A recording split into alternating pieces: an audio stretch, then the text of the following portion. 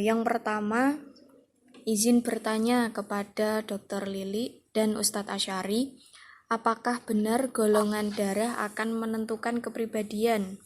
Misalnya di ilmu psikologi bisa mendiagnosa kepribadian individu, salah satunya dengan golongan darahnya. Misalnya bahwa golongan darah B itu sensing, atau golongan O itu intuition, dan lain-lain. Apakah dalam kedokteran hal serupa juga berlaku dan bagaimana penjelasannya, khususnya dikaitkan dengan perilaku atau sikap? Mungkin barangkali bisa dijawab terlebih dahulu kepada Ibu Lili, Dokter Lili. Apakah ada di grup? Bisa.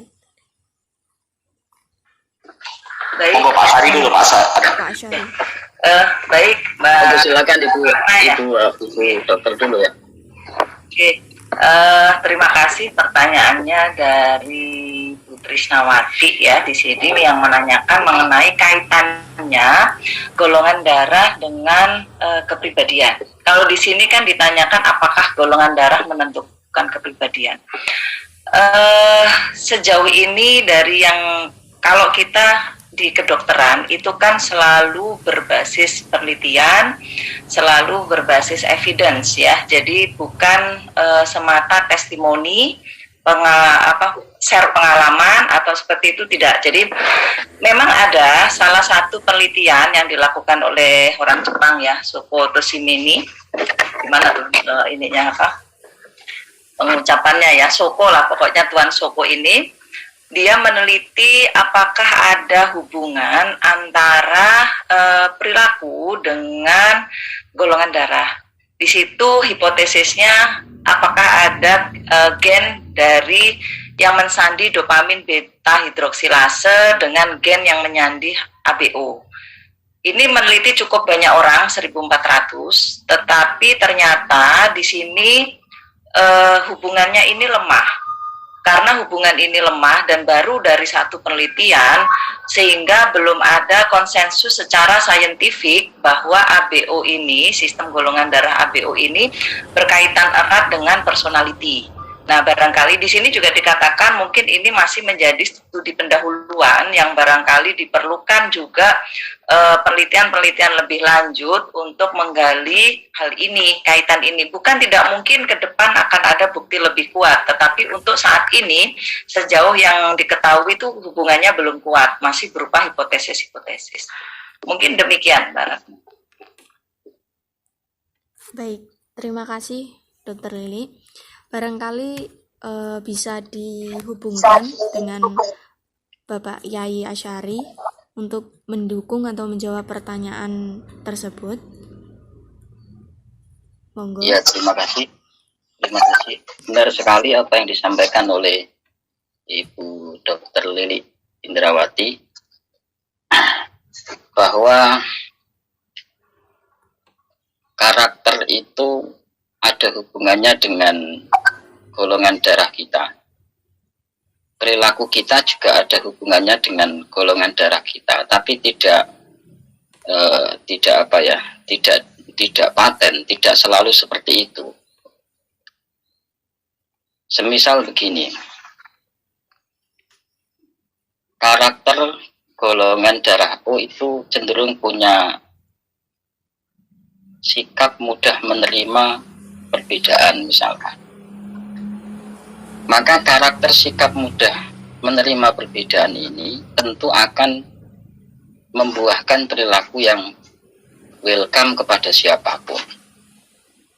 Nah, akan tetapi walaupun secara asal semacam ini, ketika ada faktor eksternal misalkan stres, misalkan faktor eksternalnya itu adalah atau stresornya itu adalah broken home misalkan, maka karakter bawaan yang dibangun oleh golongan darah itu atau atiba al-basyariyah itu bisa tidak berfungsi sama sekali.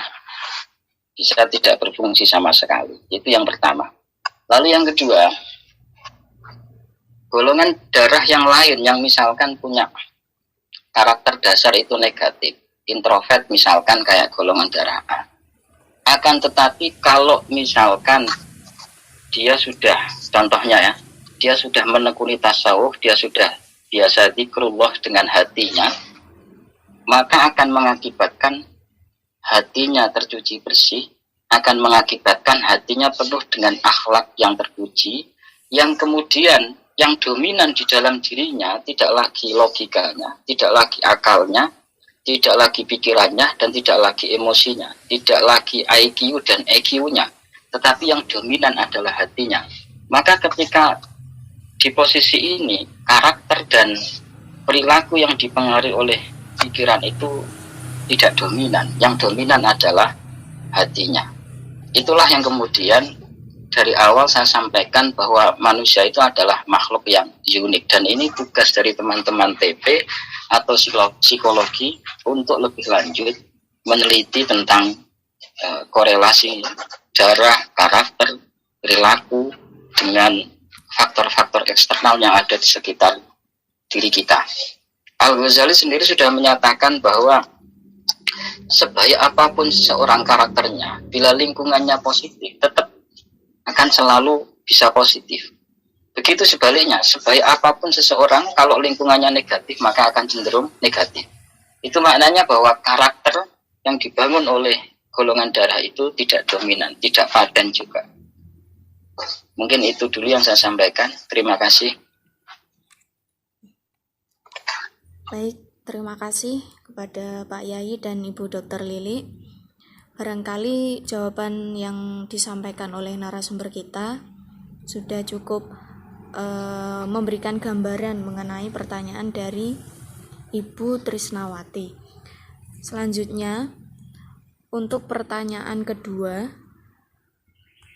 yang disampaikan oleh Bapak Surahmat, mohon keterangan lebih jelas ya Ustadz tentang Mansur Al-Hallaj, salah satu tokoh tasawuf, ketika dieksekusi darahnya berbentuk kalimat La ilaha illallah. Barangkali pertanyaan ini ditujukan untuk Bapak Asy'ari, Ustadz Asy'ari. Monggo kepada Ustadz Asy'ari untuk menjawab. Baik, terima kasih. Sesungguhnya pertanyaan ini juga akan lebih detail bisa dijawab oleh beliau Ibu Dr. Lili Indrawati. Seperti halnya penelitian Masaru Emoto bahwa air yang kita bacain dengan kalimat thayyibah, air yang kita omongi dengan kata-kata negatif, itu molekulnya akan berubah. Molekulnya akan berubah sesuai dengan apa yang kita sampaikan. Syekh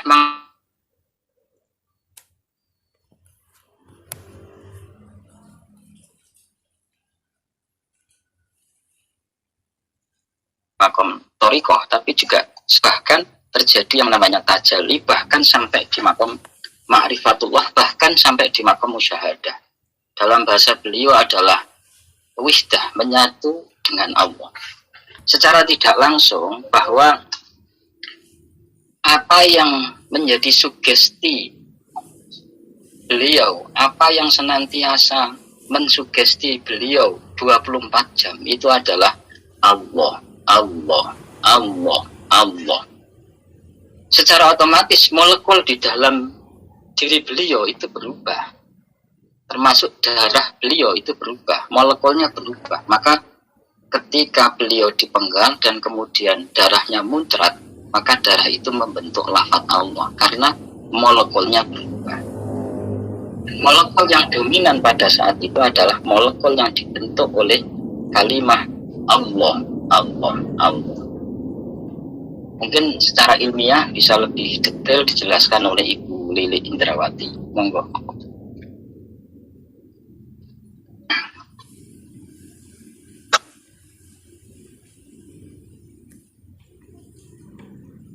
Monggo kepada Ibu Dr. Lili, barangkali ada tambahan. Ngapunten untuk dalam hal pertanyaan ini karena secara kedokteran sebetulnya tidak pernah dibahas secara ansih mengenai, kan kalau ini yang ditanyakan sebetulnya ini ya, ketika darah itu mengalir kemudian membentuk lafaz kalimat la ilaha illallah gitu kan ya yang dimaksud ya. Nah ini yang mohon maaf karena saya meninjaunya dari sisi medis atau kedokteran, hal ini tidak pernah disebutkan, sehingga saya tidak berani dalam kapasitas saya di sini untuk menyampaikan apakah ini penjelasannya seperti bagaimana bisa seperti itu, karena saya sendiri juga tidak pernah mendapatkan referensi seperti ini, seperti itu. Jadi kalau ini dari tinjauan yang tadi Ustadz sampaikan, ya itu bisa difahami. Tetapi kalau saya harus menyampaikan ini dari sisi medis, mohon maaf, pertanyaan ini saya lewat. Jadi saya karena tidak ada referensi ilmiahnya, kenapa ini seperti itu, atau kejadian seperti ini pernah diulas secara ilmiah, tidak pernah seperti itu. Baik, terima kasih kepada Ibu Dr. Lili. Mungkin ada tanggapan dari penanya, atau kalau belum ada, mungkin itu pentingnya teman-teman TP atau psikologi meneliti darahnya orang ahli zikir itu kira-kira molekulnya bagaimana. Cuma ya mohon maaf, ragatnya harus banyak. Tidak mungkin penelitian tentang darah itu kemudian menghabiskan sedikit uang, tidak mungkin Bu ya. Tanya sama Ibu Dokter ini. Jadi itu menarik sekali, karena memang TP itu banyak sekali calon-calon ahli zikrullah, ahli zikir, lebih-lebih zikir hati, maka kemudian darahnya bisa diteliti, kira-kira molekulnya sama dengan darahnya yang tidak ahli zikir gitu, atau tidak. Itu menarik sekali, dan itu pasti akan menjadi salah satu penelitian terunik di Indonesia, bahkan di dunia, dan bisa dikirim di Harvard University. Seperti penelitian tahajud itu sebetulnya, 2000. Sebetulnya kan memang ilmu Allah itu luar biasa, dan kita kan hanya sangat sedikit sekali yang sudah kita ketahui seperti itu. Jadi sebetulnya sangat terbuka kemungkinan apa-apa yang saat ini kita belum tahu, ke depannya itu barangkali akan menjadi temuan-temuan baru, itu sangat mungkin. Ya itu tadi, tetapi mohon izin kalau sampai saat ini dalam konteks saya mewakili dari medis, nah itu belum ada begitu penjelasannya, barangkali demikian Ustadz. Iya Bu. Saya boleh tanya moderator? Nggih. Moderator? Nggih. Monggo ya. Kepada terima kasih. Terima kasih Kiai Asri, terima kasih Bu Dokter Lili yang telah menyempatkan untuk bisa memberikan materi pada kami semua. Yang menjadi pertanyaan begini, kami ini ya, pernyataan dulu, kami ini memiliki salah satu program itu adalah bekam ya. Nah yang kami ingin tahu banyak itu tentang apa perbedaan ketika darah ini ya, yang pengaruhnya terhadap sikap ya. Ada ketika kita bekam itu, ada yang darahnya itu cepat mengental. Yang pertama, apakah ada dari sisi sikap atau perilaku, nah, sisi medisnya seperti apa ya. Ketika dia dibekam, ada yang darahnya masih cair gitu ya, warnanya juga tidak kecoklatan, tidak ke merah-merah yang merah pekat, tapi ada juga merah pekat gitu ya. Nah ini apa karena pengaruhnya konsumsi dia, atau yang karena pengaruh dari perilaku sehingga menyebabkan darah itu kemudian berwarnanya segala macam, ada racun-racun, nah itu ya. Nah apakah kemudian perilaku itu kemudian akan bisa mengubah terhadap warna darah? Misalkan orang banyak pikir ya, ternyata darahnya luar biasa, itu yang pertama. Yang kedua,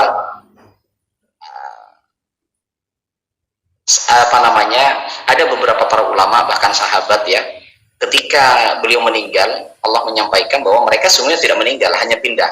Namun ya kita melihatnya memang meninggal ya. Tapi ketika dia dibongkar kuburannya, ternyata masih ada darah segar. Nah, ini kenapa ya darah itu kemudian tidak hancur dan segala macam. Nah, mungkin dari sisi medis ini yang harus di saya belum pernah membaca atau tahu tentang bagaimana sisi medis melihat ini. Baik, itu pertanyaan saya. Terima kasih kepada Lili dan Mas. Ya. Kalau saya bertanya lagi, bolehkah? Mbak Ratna, moderator. Baik. Ya, Bu Yuli, monggo. Ya. Sambil Saya ingin bertanya kepada Dr. Lili ya. Kalau tadi Pak Hasan Soleh tanya tentang bekam ya. Jadi darahnya itu ada yang cepat sekali mengental, bahkan seperti onggokan daging begitu. Mungkin itu bisa dijelaskan nanti pertanyaan Pak Hasan Soleh. Kemudian saya terkait ini Bu, kita pernah mengenal ini terapi FASDU. Jadi mengeluarkan darah dari pembuluh balik ya kayaknya seperti itu. Jadi karena darahnya itu sangat kotor gitu ya. Karena tadi jelaskan kalau arteri itu di dalam, kemudian yang di luar itu adalah vena. Jadi balik tadi itu.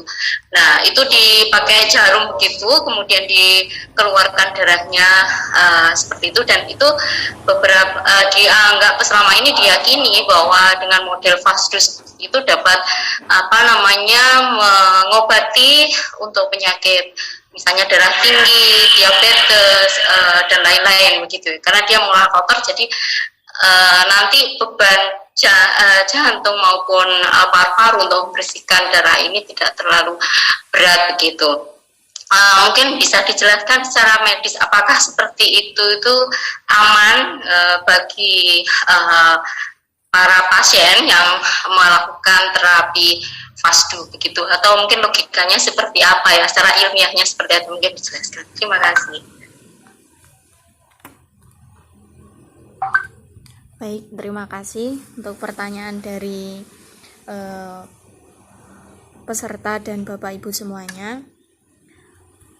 Barangkali bisa dijawab terlebih dahulu untuk pertanyaan dari Bapak Hasan Saleh mengenai darah bekam, dan juga yang kedua tadi darah para waliullah ya, mungkin bisa dikatakan seperti itu. Itu mengapa bisa terjadi seperti itu? Kira-kira secara medis darah-darah yang berbeda-beda, ada yang mengental, ada yang meskipun sudah meninggal tetap ada, itu secara medis seperti apa? Bisa dijelaskan oleh Ibu Dr. Lili, monggo.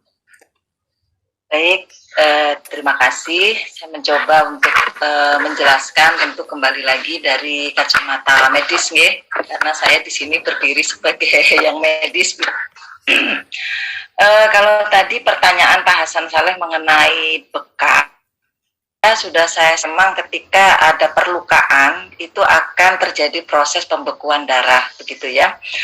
Nah, kemudian ini tadi ada 4 faktor, mulai dari pembuluh darahnya, kemudian trombositnya, faktor pembekuan, dan fibrinolisisnya. Tapi mungkin dalam hal ini fibrinolisis belum terlibat ya. Fibrinolisis itu terlibatnya di dalam tubuh, sedangkan ini darahnya dikeluarkan dari tubuh. Berarti hanya 3 faktor tadi yang berperan. Pertama, kita lihat volume darahnya. Jadi ada yang mungkin keluarnya sedikit, ada yang keluarnya banyak gitu ya. Karena kebetulan saya juga beberapa kali mengikuti proses pembekaman begitu, melihat gitu ya, menyaksikan. Itu bisa dijelaskan kalau secara medis, karena memang tadi yang pertama adalah pembuluh darahnya itu akan segera konstriksi atau menyempit gitu ya, untuk mencegah keluarnya darah itu lebih banyak. Sebetulnya mekanismenya seperti itu. Nah, kemudian yang kedua, berarti yang ini dulu nih, kecepatan pembuluh darah itu menyempit dari satu orang ke orang yang lain itu banyak faktor, jadi tidak sama. Sehingga kenapa pada satu orang darahnya keluarnya banyak, pada orang yang lain keluarnya darahnya sedikit dengan metode yang sama gitu ya, sama-sama dibekam. Nah, kemudian kalau tadi kemudian warna darahnya yaitu tadi sebetulnya warna darah itu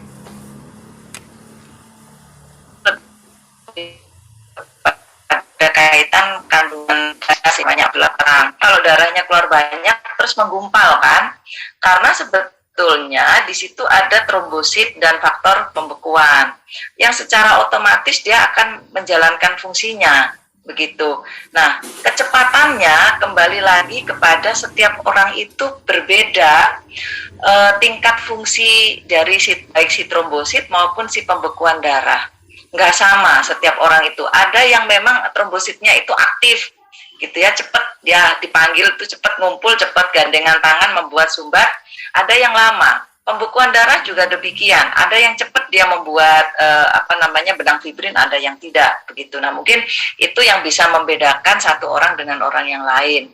Tapi kalau kemudian tadi ditanyakan ke arah perilaku, nah, kembali lagi saya mohon maaf, saya belum bisa mengkaitkan dengan lebih jelas apakah ini beda dengan ada kaitannya ke perilaku secara langsung.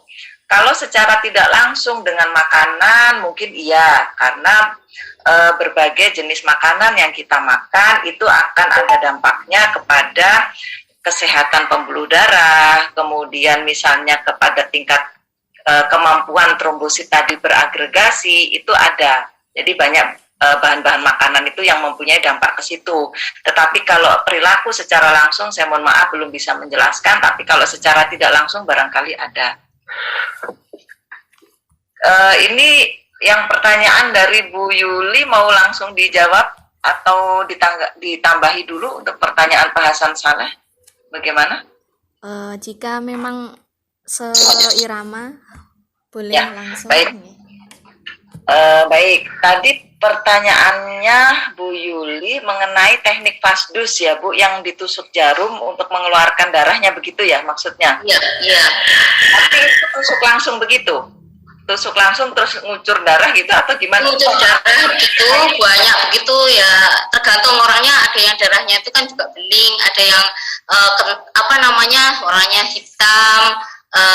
Jadi kalau penjelasan dari orang itu kan jelaskan itu yang warna hitam itu berarti darah, karena misalnya kalau diabetes itu adalah karena banyak gulanya. Kemudian ada yang warna biru itu karena mungkin obat-obatan karena pengaruh obat-obatan itu gitu. Gula paling luar ya, yang seperti warnanya agak coklat, agak bening begitu. Terus kemudian dijelaskan bahwa dengan terapi ini jika dilakukan secara rutin begitu, itu akan membantu istilahnya mengurangi kerja daripada jantung, ginjal dan paru-paru ya, sehingga ini efektif untuk mengobati penyakit darah tinggi, diabetes dan lain-lain.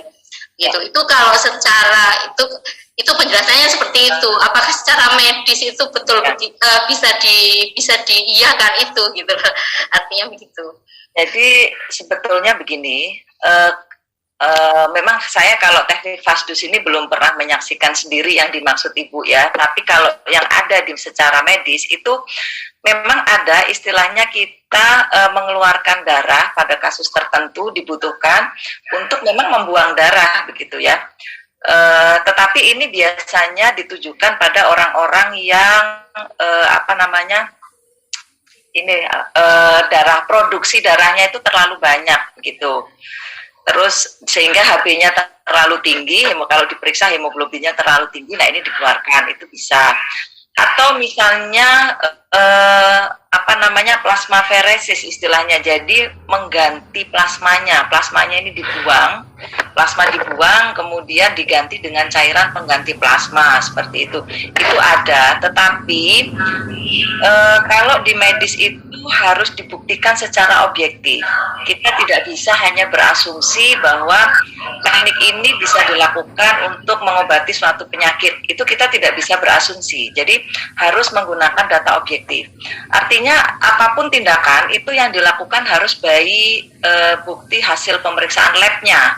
Misalnya kalau tadi orang yang HB-nya terlalu tinggi sehingga dia harus dibuang sebagian darahnya gitu ya untuk menurunkan HB, nah itu harus dibuktikan. sebelum terapi dia HB-nya berapa, setelah terapi dia HB-nya berapa, seperti itu. Sama halnya juga dengan misalnya tindakan plasmaferesis untuk menghilangkan sebagian plasmanya. Kalau misalnya dia tujuannya untuk metabolit, katakanlah glukosa atau apa ya yang diharapkan, nah dia harus dibuktikan sebelum berapa, sesudah tindakan berapa. Karena begini, di tubuh kita itu sudah ada keseimbangan. Jadi ketika kita mengeluarkan sesuatu gitu ya, nah itu pasti akan dikompensasi dengan pembentukan kembali. Jadi kalau kita mengeluarkan darah, maka sebetulnya sumsum tulang juga akan mengkompensasi, memproduksi kembali begitu. Nah, kalau misalnya ini diharapkan dengan membuang sebagian darah ini akan membuang misalnya glukosa untuk yang pasien diabetes ya, gula gitu ya. Memang barangkali sebagian bisa terbuang, tetapi yang perlu dipertanyakan apakah ini efektif? Gitu. Apakah ini efektif untuk membuang gulanya? Berapa banyak gula yang bisa dibuang dibanding dengan berapa volume darah yang harus dikeluarkan? Karena setiap volume darah yang dikeluarkan ini tubuh harus mengkompensasi. Nah, jangan-jangan kita membuang sedikit gula, tetapi kita membebani sumsum tulang dengan memproduksi darah baru. Begitu. Jadi sebetulnya banyak sekali yang dikatakan pengobatan alternatif, tetapi saya berusaha untuk objektif menilai bahwa saya tidak dalam kapasitas mengkritisi pengobatan itu tepat atau tidak, tetapi karena saya adalah orang medis, maka saya perlu bukti objektif. Perlu bukti objektifnya sebelum dilakukan terapi alternatif itu bagaimana kondisinya, kemudian setelah dilakukan terapi alternatif itu bagaimana kondisinya. Jadi ini tidak bisa hanya dengan asumsi sedikit menambahi atau mengurangi.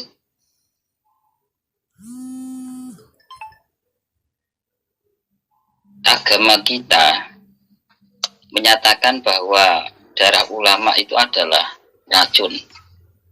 Mungkin dari sini kita bisa memahami kenapa para wali Allah, para ulama Allah, ketika sudah wafat dan sudah lama sekali darahnya masih segar. Karena darahnya itu adalah racun sehingga tidak bisa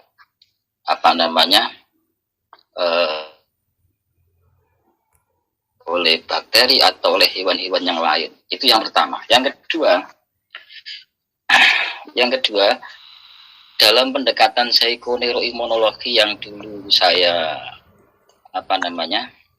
intensif ikuti dengan Prof. Soleh yang meneliti tentang tahajud itu, bahwa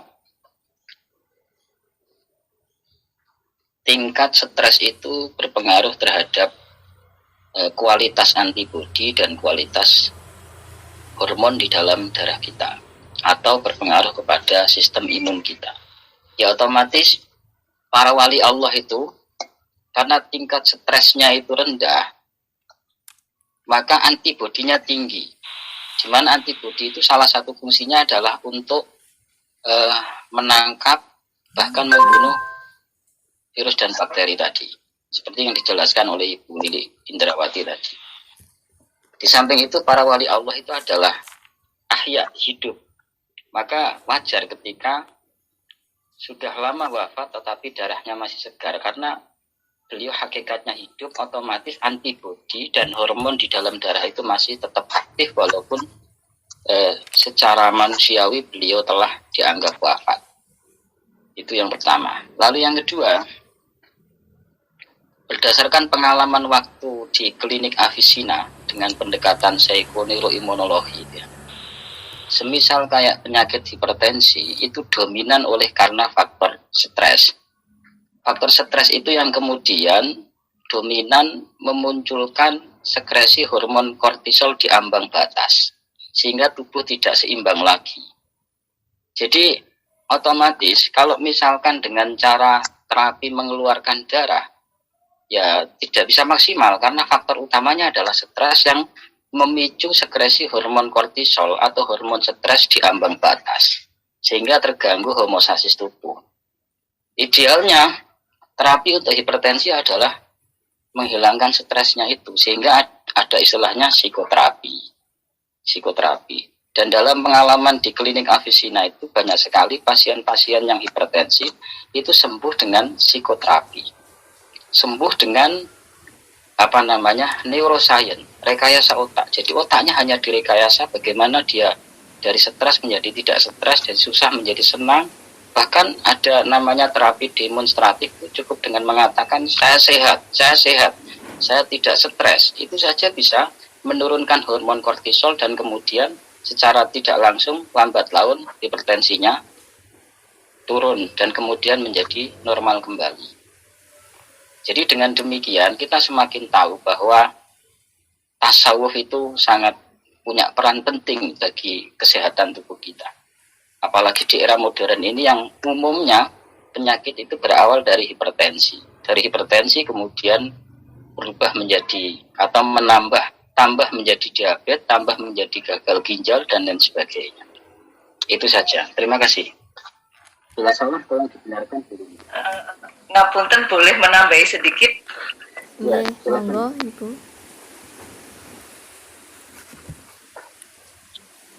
Mohon izin, Bu Moderator, boleh? Nggih, monggo.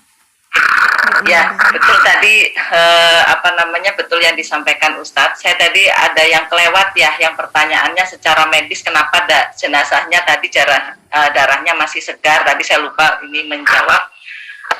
Kalau dari sisi medis memang ini sulit dijelaskan, tetapi kita itu kan sebetulnya ada konteks mana yang ilmiah, mana yang itu transendental gitu ya. Jadi konteksnya keyakinan gitu.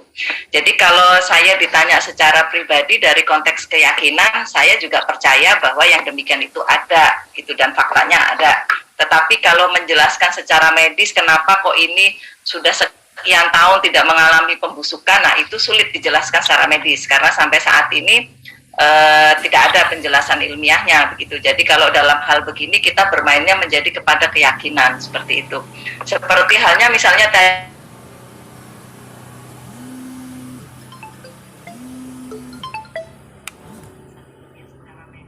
belum banyak begitu. Jadi ya itu tadi. Jadi kalau saya menyikapi karena saya medis tapi muslim gitu, jadi ada mana yang unsur keyakinan, mana yang memang ini secara ilmiah sudah bisa dijelaskan. Tapi kalau untuk terapi-terapi alternatif tadi memang harus yang penting adalah bukti ilmiah. Nah, kemudian menyambung yang tadi Ustadz sampaikan, betul sekali. Saya tadi lupa untuk membahas mengenai stres ya. Karena memang betul bahwa yang disampaikan itu, jadi sebetulnya di tubuh kita itu ada keseimbangan antara stres dan rileks ya. Antara stres dan rileks itu ada keseimbangan. Ada namanya saraf simpatis, itu lebih analog kepada saraf stres. Ada saraf yang rileks, yang parasimpatis. Sebetulnya Allah menciptakan ini tuh sudah dengan memang yang sempurna ya. Jadi kita itu keseimbangan. Pada kondisi kita butuh fight, kita butuh sesuatu, kerja keras dan sebagainya, atau kita menghadapi satu bahaya, maka yang akan muncul itu adalah stres. Dengan stres betul tadi disampaikan kortisol akan naik. Nah, dengan kortisol naik, denyut jantung meningkat, jantung memompa lebih keras, metabolisme meningkat sehingga glukosa akan lebih tinggi, kemudian semua otot bekerja. Tujuannya adalah untuk kita fight terhadap sesuatu yang membahayakan diri kita, kemudian kita bisa ya misalnya apakah berantem misalnya atau apapun lah itu yang sifatnya kita fight. Sedangkan kalau yang parasimpatis itu adalah kondisi kita rileks, kondisi kita tidur, pencernaan dan segala macam itu banyak dikontrol oleh parasimpatis sebetulnya. Nah, keseimbangan ini memang kalau tidak seimbang jadinya menimbulkan penyakit. Betul sekali bahwa banyak penyakit yang dicetuskan oleh stres, oleh adanya hormon kortisol gitu ya.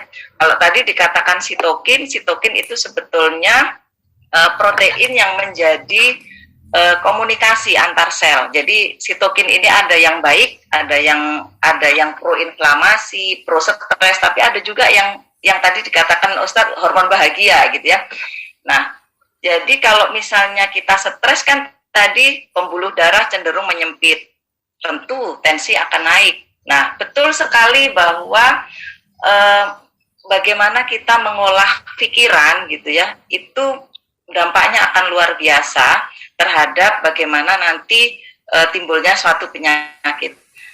Karena ada satu buku yang ditulis oleh dosen saya, kebetulan beliau menulis buku Kolbu Ada di Dalam Otak, Telaah Seorang Dokter. Ini bukunya ada yang kelihatan nggak ya? Oh, nggak kelihatan ya karena saya pakai background. Ya sudah, ini judulnya Kolbu Ada di Dalam Otak. Jadi kalau selama ini kalau disebutkan di kita itu menyebut-nyebut kolbu, nanti orang medis juga penasaran sebetulnya kolbu itu di mana sih, gitu, yang dimaksud dengan kolbu di tubuh kita itu di mana gitu. Nah, ini beliau membuat telaah bahwa banyak bukti menunjukkan ternyata kolbu itu adalah di otak gitu. Jadi nah, otak kita sendiri sebetulnya kan dia itu berhubungan antar satu sel itu dengan, yaitu tadi dengan neurotransmitter istilahnya ya, zat kimia yang menjembatani komunikasi antar sel. Nah, zat kimia ini banyak sekali dan dampak yang ditimbulkan dari setiap zat kimia untuk komunikasi yang muncul beda. Misalnya dopamin, dia menjadi rileks. Kalau misalnya dia asetilkolin, dia menjadi aktif. Nah, ini saya menyambung sekalian dengan yang pertanyaan di chat, ada dari Bapak Muhammad Ardian mengenai bagaimana pada yang gangguan jiwa. Gangguan jiwa ini bermacam-macam spektrumnya, jadi macam-macam jenisnya gangguan. Jadi neurotransmitter mana yang terganggu gitu. Makanya ada yang bentuknya kecemasan, pengen menyerang orang terus, ada yang bentuknya itu depresi, pengen bunuh diri, ada yang bentuknya itu ngomong ngelantur nggak jelas. Nah itu karena memang komunikasi di otaknya itu nggak benar gitu, ada sesuatu yang nggak pas. Nah ini makanya kalau di secara medis kan ini bisa diterapi dengan obat-obat psikiater itu bisa mengembalikan fungsi otak ini supaya komunikasinya baik.